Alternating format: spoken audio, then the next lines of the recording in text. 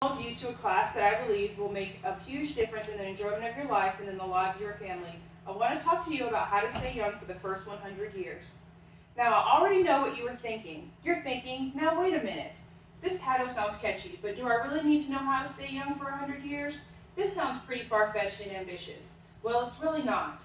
You need to start thinking about what it means to you and your family to live a long time. Let's look at the facts. In 1900, the average lifespan was 49 years old. There is no question that this was because many people died when they were very young. We didn't have the kind of cures and we didn't provide the kind of health care that we provide today. But that is the point. Everybody's chances of living a long, healthy life was much less back then.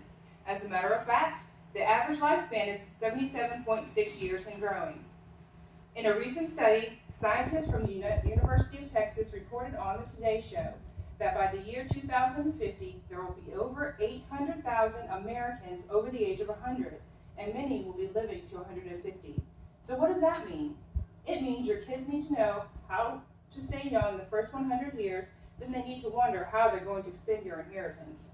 Because you probably are going to live so long that they may be retired themselves before they even get to your inheritance, assuming that there is some. So yes, this is a topic you and your family need to know about. If we are going to live for 100 years, we need that long life to be a quality long life. We don't merely want to be able to exist on this planet. We want to be able to live, work, and play on this planet. We want to have a quality of life. Now we have a huge group of baby boomers that are moving into the over 50 phase of life, and we can see a large number that effects of long life can be. Long life reveals that we have major areas of health concern over 50. If we don't do something before we are 50 to prevent those problems. These are areas that we have never seen before because we haven't had such large numbers reaching such a ripe old age. For example, now we are continually being confronted with the devastation of mental disease like Alzheimer's. This disease didn't just start. We just didn't see a lot of it because dementia doesn't usually come on a person until they are 70 or older. Now that we realize that the chances are much greater that we will reach this age, we need to take some precautions to make sure we can still use our minds when we get to this age. We also see more of the importance of taking care of our skin. Old age has brought a huge growth in cosmetic surgery. More and more people have tried to correct the wrinkle problem that comes with growing older. But the biggest problem we have seen come about with increased lifespan is the increase in musculoskeletal problems. In other words, your mobility function. The ability to move around like we used to. We have increased the odds of our living past 80, and we have increased our life's activities, but we do not change the way that we take care of our spine. We are the first generation to witness the ramification that long life creates. It reveals the areas of neglect. Now the stats show. The most common cause of functional disabilities in a person over 50 years of age is spinal disorders. Wow, this is really important to know. How many of you plan on living past 50? How many of your family do you want to live past 50? All right, let's think of this as an example. If your house was going to be broken into and somebody was going to steal all of your possessions, but I knew who it was that was planning on doing it, and I knew what time they were going to do it, and I told you about it, would you do something about it to stop it, or would you just let it happen? Well, now I'm able to tell you what is going to rob you of your functional capacities and when it's going to happen. Are you going to do something about it? Or are you going to let it happen? Well, of course not. Let's prevent it. Just like we would prevent somebody from breaking into your home if we could, but I think that we would all agree we should work harder to prevent our health from being stolen and our ability to function than we would our possessions from being stolen. Think about it like this. If we lose our mobility at 65 and live to 105, that is 40 years of mobility and pain. Let's take a look at some areas of healthcare where we have already made some adjustments and improvement for our health. Look at the advancement we have made with tooth decay. We used to have many more cavities and loss of teeth in years past than we do now. We take so much better care of our teeth now with the kind of preventative care measures, and now our teeth last longer and cause us less pain. More and more people are living with less wrinkles. That's right.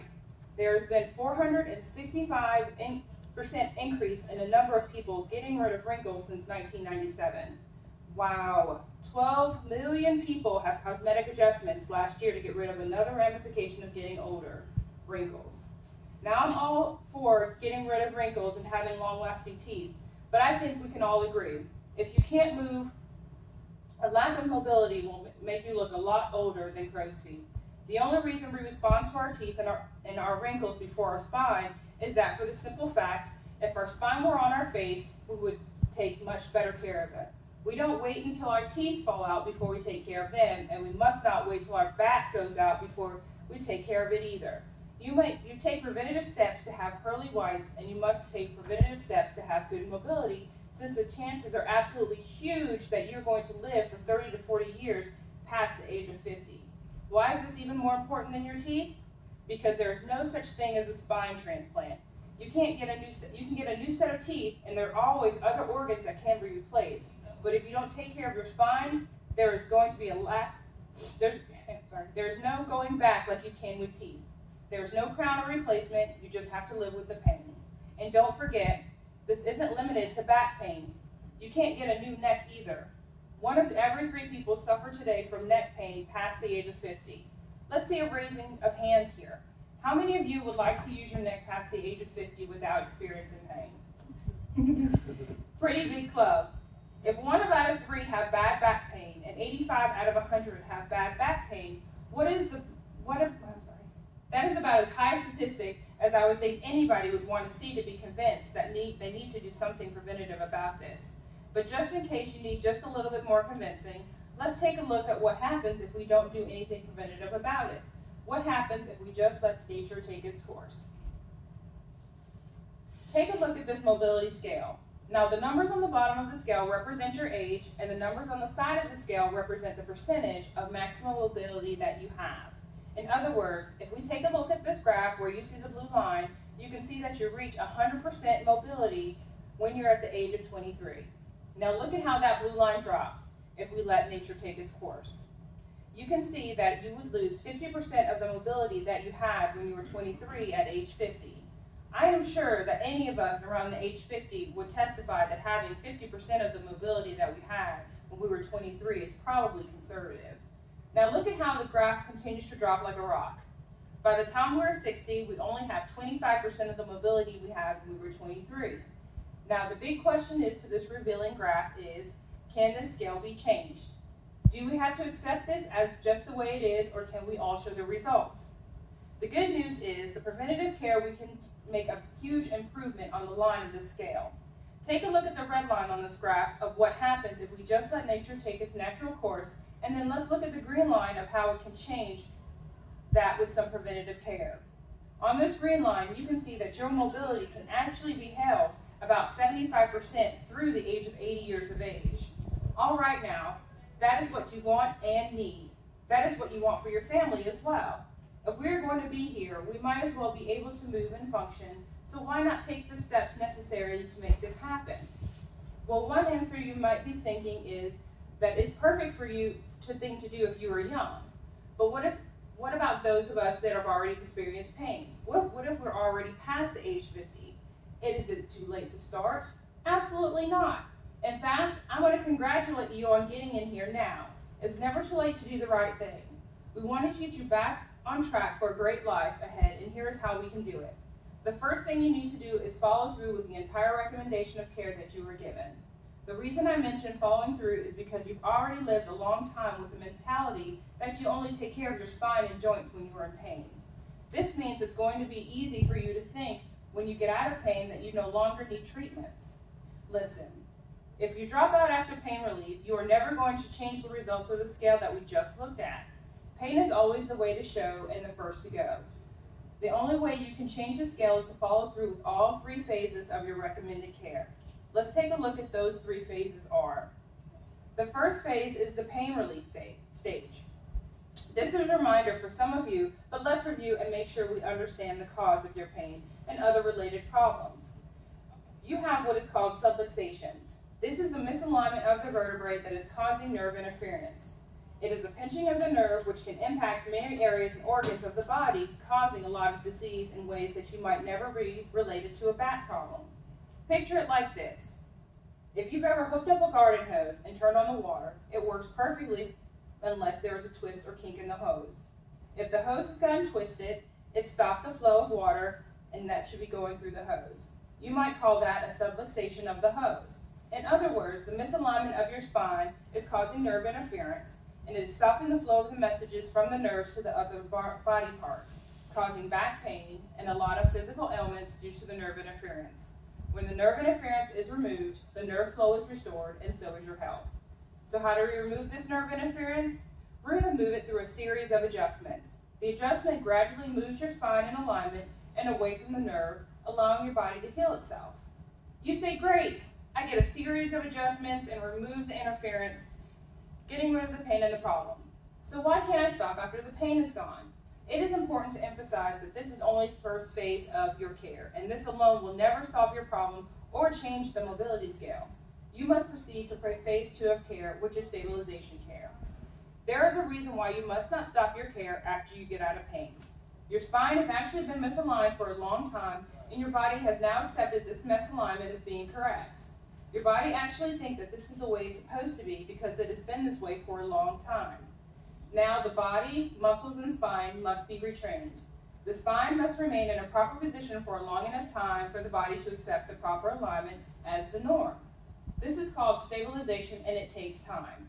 Unless the spine and joints are retrained and adjustments are kept in the proper position for a longer period of time, your body will naturally pull your spine right back into misalignment condition. Why does it take work and time? Well, for example, can you go to the gym and get in shape? Can you go to the gym for one visit and get in shape? Can you lift weights one time and enjoy bigger muscles? We all wish we could go to the gym one time and come out looking like Mr. or Mrs. Olympia, but we all know that it can't be done. It takes time and work. You get your musculoskeletal system stabilized. It is going to take some time and a number of treatments, and you will need them all. Did the orthodontist straighten your teeth on the first visit? Of course not. Once again, it took time and work. And even after the teeth were straight, you kept your braces on for a long time and wore a retainer. In the same way, I have given you a recommendation of care, and it will not only get you out of pain, but you must follow so that you can get you in a stabilized condition, meaning your body has accepted the healthy, proper alignment as the norm of your body. Once we have reached this stabilized condition, we will dismiss you from active care and move you into the third phase of recovery, and that is maintenance and preventative care. I get the most excited about this stage of your care because it is where we enable you to change that mobility scale and make a difference in the quality of your life. And isn't it enough for us to get you out of pain? We want you to move to an opportunity where you can enjoy your life. This is what you want, isn't it?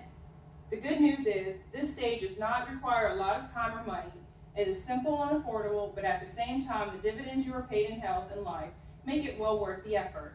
Preventative care is essential toward changing the mobility scale in your lifetime. Even as I am talking, I can hear the thoughts running through some of your minds saying, I knew it. I heard before that the chiropractor will want you to come back for the rest of your life. Well, maybe you're right. But before you make any judgments, let's ask you a question. What doctor have you ever seen that said never come back? Don't come back unless your teeth fall out. He or she would never say that because it would be a malpractice thing. They push you to do the right thing, which is preventative care. Do you remember when you got your eyes checked in probably the 3rd grade and they told you, great news, your eyes are fine, so as far as we're concerned, you never need to be bothered again with taking care of your eyes, unless, of course, you lose your eyesight altogether, which in that case, maybe you should come back. I think it's time for you to be honest. There isn't any doctor who has or should recommend that you ignore your health until there's a problem. No doctor would recommend that you never come back, and certainly I can't either, because it wouldn't be what you need to enjoy life. Be assured, we don't want you to come in any more times than you have to. Our adjustment rooms are full as it is. The purpose of our recommendation of care is to change that mobility scale for your life. We can't remove your wrinkles or make your teeth stay white, but we can enable you to move so you can work and play and stay young for the first 100 years. I realize I sound rather passionate about this subject, and I get anxious about everybody experiencing the benefits of chiropractic care, but just let me give you a short reason why. I was actually recently in a car accident. I was rear-ended, and at the time, you know how you feel, oh, I'm okay, I don't feel any pain, but of course, day 3, I could barely bend over. And I was seen by one of our doctors to the point where I can actually bend down and touch my toes without experiencing the pain that I was experiencing. And also with being able to turn my neck and everything like that. It is amazing just what a simple adjustment can do for you. I mean, I wouldn't have probably been able to work. And I actually had an event yesterday and had to lift stuff. So, I mean, my body didn't like it this morning, Right. but I mean, I was still able to do it. So it's just amazing what, just the little simple thing that they do in that room does to you. So that's why you should, seriously make sure that you take care of yourself and come in for every appointment. You should know that it is never too soon to start. In fact, even a newborn child who has already experienced great trauma to the spine during childbirth and should be examined. When you think about the tremendous pressure that is put on their neck and spine during childbirth, I think it is easy for you to actually start our lives with untreated problems. Obviously, our family needs to come in and be evaluated for a simple, easy, healthy plan toward preventing a life of immobility. The good news is, with a little preventive care, we can eliminate much of our pain management in later years. This is one of the best investments that you can make for their retirement years. They must be able to move. To illustrate how sincere you are about preventative care, I have asked my assistant, Kristen, to help you. She is right there over to the side. We have our appointment book scheduled with her and available times for your family, as I want to put their health and future ahead of everyone else so that you show how serious we are about this. We will allow you to bring your family and friends in to have complete first day services, which includes an exam, x-ray if necessary, and a report of findings for only $20. So in front of you, there's a little piece of paper that has areas where you can write down your